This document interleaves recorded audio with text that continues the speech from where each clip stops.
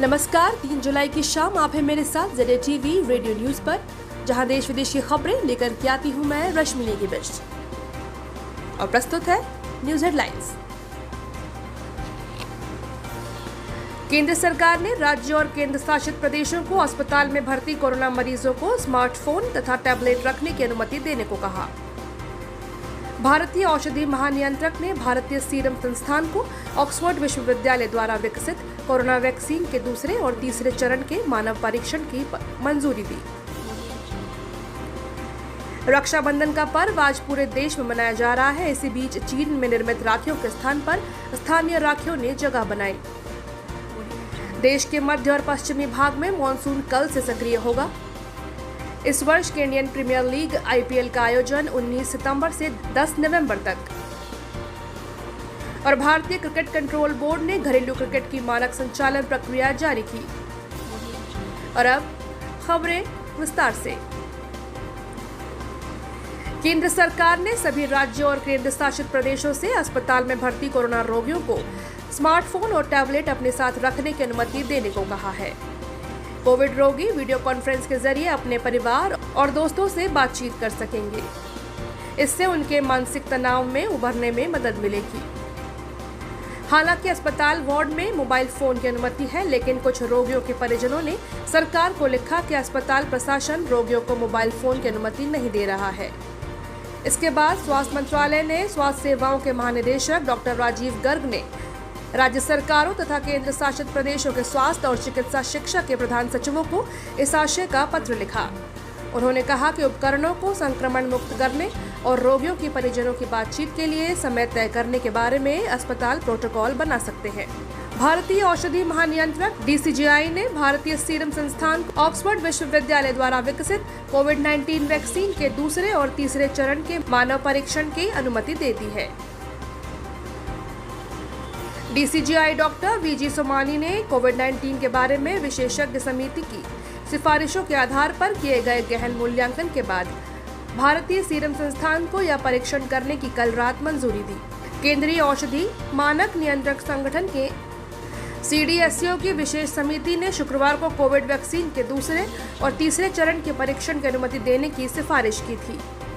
Company को तीसरे चरण का परीक्षण करने से पहले डाटा सुरक्षा निगरानी बोर्ड द्वारा मूल्यांकन किए गए सुरक्षा आंकड़ों की CDSCO को देना था। ऑक्सफोर्ड वैक्सीन के दूसरे और तीसरे चरण का परीक्षण इस समय ब्रिटेन में चल रहा है। ब्राजील में तीसरे चरण और दक्षिण अफ्रीका में पहले और दूसरे चरण का परीक्षण जारी है। इस वर्ष का इंडियन प्रीमियर लीग IPL 19 सितंबर से 10 नवंबर तक संयुक्त अरब अमारात में खेला जाएगा। IPL संचालन परिषद की कल रात हुई वर्चुअल बैठक में यह फैसला लिया गया। भारत में कोविड की मौजूदा स्थिति को देखते हुए परिषद ने यह टूर्नामेंट भारत से बाहर कराने का फैसला लिया है। IPL में मैच दुबई, शारजा और अबू धाबी में खेले जाएंगे, लेकिन इससे पहले भारत सरकार की आवश्यक मंजूरी लेनी होगी। भारतीय क्रिकेट कंट्रोल बोर्ड BCCI ने घरेलू क्रिकेट गतिविधियों फिर शुरू करने के लिए सभी राज्य क्रिकेट संघों को मानक संचालन प्रक्रिया जारी की है।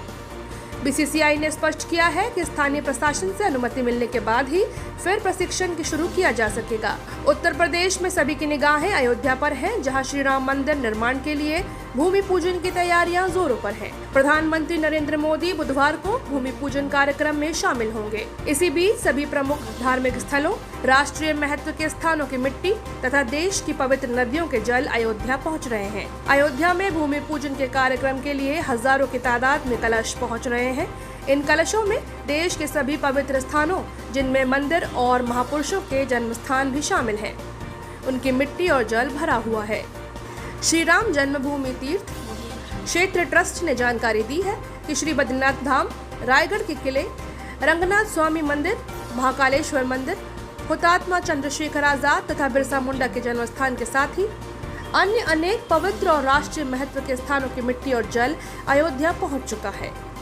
इसके अलावा हल्दी घाटी, रानी लक्ष्मीबाई और रानी दुर्गा के किले की मिट्टी और मानसरोवर, गंगा सागर तथा अन्य सागरों का जल भी पूजन हेतु अयोध्या पहुंच गया है।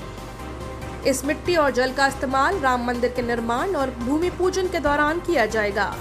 इसी बीच श्री राम जन्मभूमि क्षेत्र ट्रस्ट ने राम भक्तों से एक बार फिर अपील की है कि वह भूमि पूजन के दिन अपने घर पर ही भगवान राम का चिंतन करें और सोशल मीडिया पर अपनी भावनाएं व्यक्त करें। भाई और बहन के प्रेम का त्योहार रक्षाबंधन आज पूरे देश में मनाया जा रहा है। इस अवसर पर बहनें अपने भाइयों को राखियां बांधती हैं और उनकी संपन्नता, अच्छे स्वास्थ्य तथा भलाई के लिए कामना करती हैं। इसी बीच चीन के राखी उत्पादों का स्थान भारतीय कंपनियों और स्वयं सहायता समूह ने पूरी तरह से ले लिया है। आत्मनिर्भर भारत और वोकल फॉर लोकल के प्रधानमंत्री नरेंद्र मोदी के आह्वान के बाद दुकानदारों तथा लोगों के चीन की राखियों का पूरी तरह बहिष्कार किया है। राष्ट्रपति रामनाथ कोविंद और उपराष्ट्रपति एम वेंकैया नायडू ने रक्षाबंधन के अवसर पर लोगों को बधाई दी है।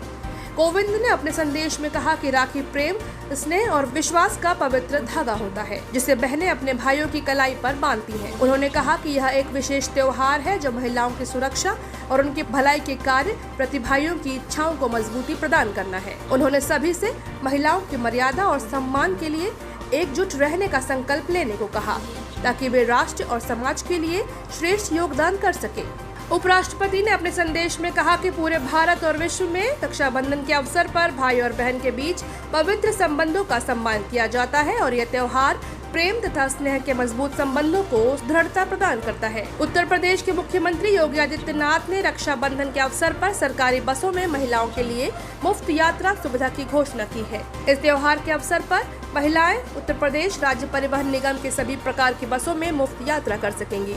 और मौसम विभाग ने कहा कि मध्य और पश्चिमी भारत के कुछ हिस्सों में कल से मानसून के सक्रिय चरण में प्रवेश करने के अगले 3 से 4 दिनों के बीच भारी वर्षा होने का अनुमान है। बंगाल की खाड़ी के उत्तर में कम दबाव का क्षेत्र बनने की संभावना है और इसके ओडिशा, छत्तीसगढ़ और मध्य प्रदेश की ओर बढ़ने के आसार हैं और फिर इसके मध्य महाराष्ट्र और गुजरात की तरफ बढ़ने की संभावना है, जिससे इन इलाकों में भारी वर्षा हो सकती है। झारखंड और पश्चिम बंगाल के गांगेय क्षेत्रों में भी मंगलवार और बुधवार को बारिश हो सकती है। बे ऑफ बंगाल में 4 तारीख को एक लोकस एरिया में मानसून हो रहा है। उसके प्रभाव में ओडिशा से शुरू करके छत्तीसगढ़, मध्य प्रदेश, गुजरात और महाराष्ट्र में अच्छे बारिश के अनुमान है। 4 तारीख से 6 तारीख के बीच ओडिशा, मध्य प्रदेश और छत्तीसगढ़ में सभी जगहों पर बारिश होने के साथ साथ कुछ इलाकों में हैवी रेनफॉल हो सकता है। और ये थे अब तक के मुख्य समाचार।